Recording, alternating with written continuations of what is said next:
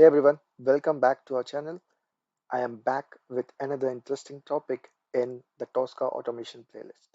Starting with this session, we'll be going through a number of different test automation obstacles, which are part of this obstacle codes web page, which is defined by Tricentis.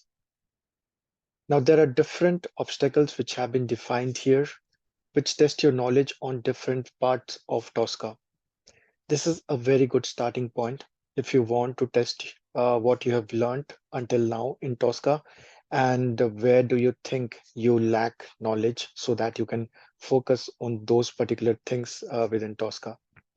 Now, I'm going to take you through all the different obstacles which are present in this particular obstacle codes, and we'll go through each of the test automation challenges which you will face in your real-time applications as well.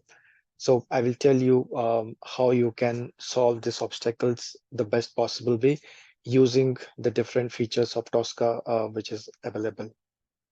So let's start with the first test automation obstacle, which is named as IDs are not everything.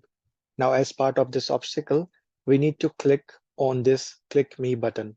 Okay, so seems pretty simple, but let's scan this module and then we will see what is the actual challenge in clicking on this button.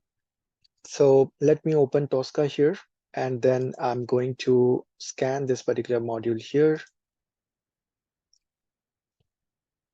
Okay, so I'm going to select the application here and click on scan now.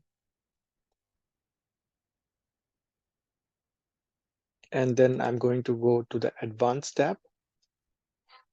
Okay, so here we can see there are the two links, don't and click me, right? Now let's see if we select this click me, um, Tosca is telling us that this particular item is not unique.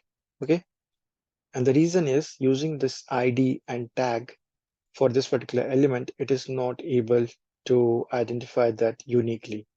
Okay, and now if you look at this don't link, okay, the ID and tag are exactly the same. So these two are basically two similar controls, two similar links, which have got the same ID, and obviously they are links, so they will have the same tag, right? So the whole idea behind this obstacle is that you should not always stick to the ID property. Okay, whenever you have controls which have got similar properties, you should try to use different properties other than ID. Okay, so you should also try to use a combination of different technical properties through which you can easily identify this any control uniquely. Okay, so in this case, you can see the ID and tag is not enough here, right? So what else we can use? Now, if you look at both these controls, you will see that the inner text, right, is different for both these controls. So that could be a good starting point. So we can look to use the inner text here. And once we select the inner text in the technical property, you will see that now this item is unique. So that solves most part of the challenge because clicking on the link won't be difficult once you're able to identify it uniquely. So let's go ahead and save this now. And let's close this. Now, we will use this to basically create a test case. Okay, so I will just rename this module here.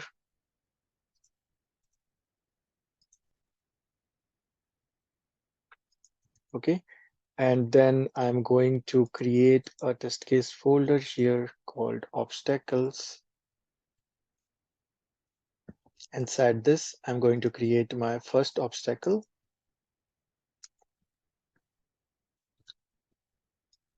I'll just name this with the particular obstacle number so that I can identify it later.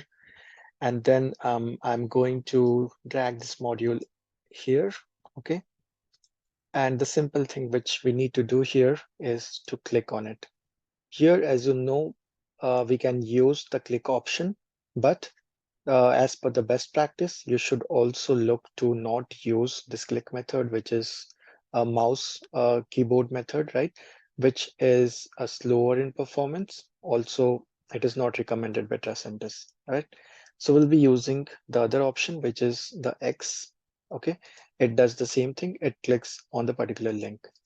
And then following the best practices, I'm going to name this click link. Okay, so I'm going to rename my test step so that I know what is going on here, right? So that's my test case, and then I'm going to complete or change the work state to completed. So now I'm going to run this particular test case. So let's go ahead and run it in Scratchbook. And now it should be clicking on the click me link or button. Okay, so as you can see, Tosca was able to identify that control and click on it, and then the obstacle was completed. By all means, this was a very easy obstacle to start off with, but it is a very common scenario which you will face while doing automation on any web application. You will come across different controls which have got same properties, and then you need to fall back on different properties, or you also need to try different identification mechanisms in order to identify these controls which are not unique on the application. That's all for this particular video. If you have any questions, then please leave it in the comments. If you like this video, then please subscribe to our channel. Thanks for watching, and I will see you in the next video.